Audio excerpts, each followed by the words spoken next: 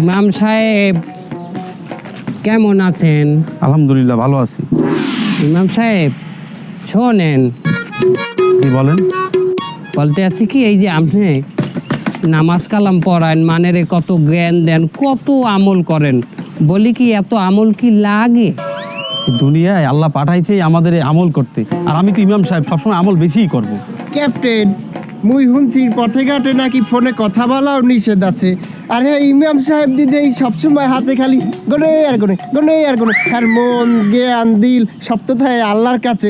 কখন না জানো রাস্তাঘাটে অ্যাক্সিডেন্ট হইয়া পড়িয়ে থাকে, বলা যায় না তো। হ্যাঁ ইমাম সাহেব, এই রাস্তায় বইয়ে যে জিকির করেন, একটা অ্যাক্সিডেন্ট হয়ে গেলে হেকালে।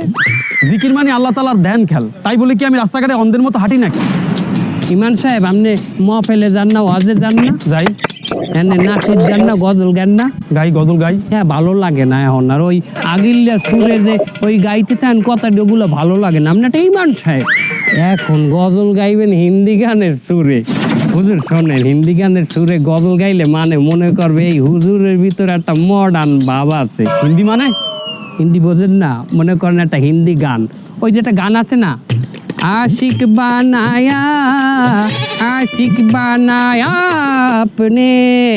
এই হিন্দি গানের সুর যদি আমার গজলে ঢুকান লাগে, হেলে তো আমার শোনা লাগবে, আবার দেখাও লাগবে, হেলে তো আমি একটা ধোকায় পড়িয়ে গেলাম। শয়তান ইন্দা দূরা।